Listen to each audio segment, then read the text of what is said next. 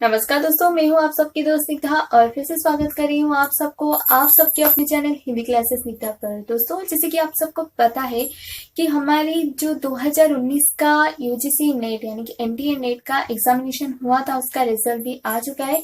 और जो लोग नेट जेआरएफ निकल चुके हैं यानी कि जिन लोगों का क्लियर हो चुका है, उनको तो मेरी तरफ से बहुत ज्यादा बधाइयाँ। और जो लोग नहीं निकल पाए हैं या फिर जो लोग हैं नए हैं जो तैयारी कर रहे हैं, दिसंबर में जो नेट की एग्जाम होगी, बिल्कुल टेंशन ना ले, क्योंकि हम अगर आज से ही रिजल्ट निकल चुका है, अगर अब से ही आप शुरू करते हैं तैयारी, तो दिसंबर वाला जो हमारी नेट जेआरएफ का जो एंट्रेंस होगा यानी कि जो एग्जामिनेशन होगा, उसको आप आसानी से क्लियर कर सकते हैं।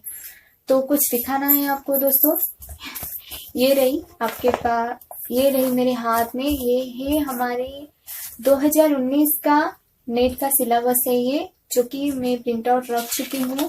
ये हमारी हिंदी विषय का है, इसके अनुसार ही हमें इसके अनुसार ही तैयारी करनी होगी। मेरा मानना ये है कि आप भी इसका प्रिंट आउट निकाल लीजिए, क्योंकि इसके अलावा तो तैयारी नहीं हो सकती। तो पहले हम आज की जो हमारी विषय वस्तु है वो हम पढ़ेंगे हिंदी साहित्य के इतिहास की काल विभाजन के नामकरण, यानी कि हमारे जो कालखंड है हिंदी साहित्य का, उसका जो नामकरण है, ये बड़े विवाद के विषय है। तो कौन किस हिसाब से उसका नामकरण हुआ है, पहले तो हम उससे जानेंगे, यानी कि कालखंडों को किस किस तरीके से, जैसे कि ऐतिहासिक दृष्टि से भी उसका नामकरण किया गया है, और जैसे कि समाज संस्कारक उनके नाम के अनुसार यानी कि युग प्रवर्तक के अनुसार हुआ है, या फिर प्रवृत्तियों के हिसाब से भी हुआ है, क्या क्या हुआ है उसके बारे में तो हम चर्चा करेंगे ही।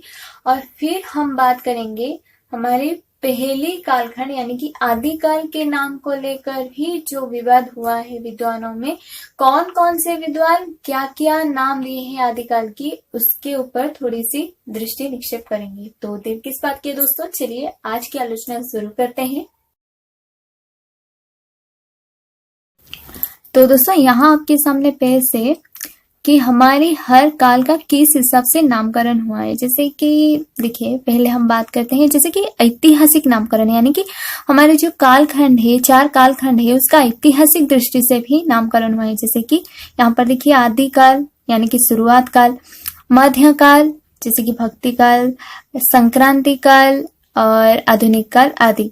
उसी हिसाब से शासक और उसके शासनकाल, यानी कि जो उस समय शासन कर रहे थे उनके शासनकाल और उनके नाम के हिसाब से भी नामकरण हुआ है। जैसे कि एलिजाबेथ युग, विक्टोरिया युग, मराठा काल आदि। उसी हिसाब से लोकनायक और उसके प्रभाव के अनुसार, जैसे कि गांधी जी, चैतन्य, उनको लेकर बांग्ला में चैतन्य काल है, तो गुजरात में गांधी युग आदि। उसी हिसाब से साहित्य नेता और उनके प्रभाव के हिसाब से, जैसे कि रविंद्र युग जो कि बांग्ला में है, भारतेंदु युग हमारे हिंदी की हो, या द्विवेदी युग हो, उसी हिसाब से भी इसका नामकरण हुआ है। और उसके बाद हम बात करते हैं राष्ट्रीय सामाजिक अथवा सांस्कृतिक आंदोलन के आधार पर, यानी कि राष्ट्रीय सामाजिक अथवा सांस्कृतिक आंदोलन के आधार पर, जैसे कि वक्ति काल, पुनर्जागरण युग, सुधार काल आदि। ये सब राष्ट्रीय सामाजिक अथवा सांस्कृतिक जो आंदोलन हुई थी उसके आधार पर इसका नामकरण हुआ है। तो इस हिसाब से हर कालखंड का नामकरण हुआ है। तो दोस्तों, अब तो हमें पता चल गया है कि ये जो हमारे काल विभाजन है ये किस किस हिसाब से हुआ है, यानी कि क्या क्या इसका नामकरण हुआ है हर काल का किस हिसाब से। तो अब हम हमारे मेन टॉपिक को आते हैं, यानी कि पहली कालखंड हिंदी साहित्य की आदिकाल। आदिकाल का जो विविध नामकरण हुआ है, उसका कौन कौन से विद्वान ने क्या क्या नाम दिए हैं आदिकाल का, उसके बारे में अब हम चर्चा करेंगे। उससे पहले दोस्तों मैं आपको बता दूं कि ये जो आदिकाल है ये बड़ा संदिग्ध काल माना जाता है, क्योंकि आप इसकी समय सीमा देख लीजिए, इसकी रचनाओं को देख लीजिए, यानी कि काव्य कविताओं को देख लीजिए, या फिर इसके नामकरण को ही देख लीजिए, हर चीज में आपको विद्वानों के बीच मतभेद मिलती है। तो फिलहाल आज तो हम बात करेंगे आदिकाल के नामकरण, जिसमें मैं आपको बताऊंगी कि कौन कौन से विद्वान हैं जो आदिकाल को अलग अलग नाम में, मतलब आदिकाल का अलग अलग नाम रखा है, यानी कि आदिकाल को कौन कौन से विद्वान ने क्या क्या नाम दिए हैं। तो चलिए देर किस बात की जान लेते हैं। तो दोस्तों यहाँ पर आपके सामने पेश है आदिकाल के नामकरण, यानी कि आदिकाल के विविध नामकरण। तो जैसे कि हमारे पहले इतिहासकार, जैसे अगर हम बात करते हैं गार्शाद तासी के बारे में, उन्होंने तो काल विभाजन ही नहीं किया है। काल विभाजन शुरुआत होता है डॉक्टर ग्रियर्सन से, तो उन्होंने रखा है चारण काल। पहले प्रारंभिक काल यानी कि आदिकाल का नाम हिंदी का डॉक्टर ग्रियर्सन ने चारण काल रखा है। इसे याद रखिए कौन कौन से विद्वान ने कौन कौन सा नाम रखा आदिकाल की, क्योंकि ये बहुत ही इंपॉर्टेंट क्वेश्चन है। मिश्र बंधुओं ने प्रारंभिक काल रखा है। मिश्र बंधु विनोद में उन्होंने प्रारंभिक काल का नाम उल्लेख किया है और इसका समय सीमा रखा है 643 ईस्वी से लेकर 1387 ईस्वी तक, याद रखिए।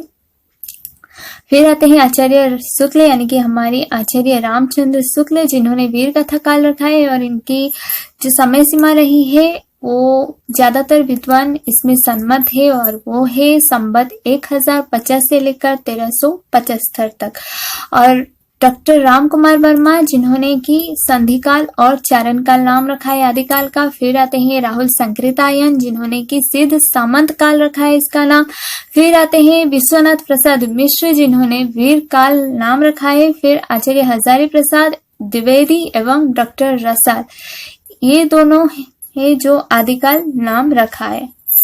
फिर डॉक्टर गणपति चंद्र गुप्त, जिन्होंने की प्रारंभिक काल नाम दिया है आदिकाल का। दोस्तों अंत में हम बात करते हैं द्विवेदी युग का प्रमुख, यानी कि महावीर प्रसाद द्विवेदी जी ने किस नाम से पुकारा है आदिकाल को, तो वो है बीज बपन काल। ये सब आपको याद रखनी है, एक काम कीजिए ये आप लिख लीजिए, क्योंकि इसमें से बहुत पॉसिबिलिटी है कि इसमें से क्वेश्चन आ जाए, क्योंकि ये बहुत ही इम्पोर्टेंट है। उम्मीद है आज की वीडियो आपको जरूर पसंद आई होगी। अगर आपको कोई भी सवाल मुझसे पूछनी हो तो आप मुझे मेल कर सकते हैं। मैं अपनी ईमेल आईडी के साथ साथ फेसबुक और इंस्टाग्राम की लिंक भी दे रखी हूँ नीचे डिस्क्रिप्शन बॉक्स में, आप वहां से ले सकते हैं। आप सबके साथ बहुत जल्द मुलाकात होगी दूसरी नई वीडियो के साथ। तब तक के लिए नमस्ते।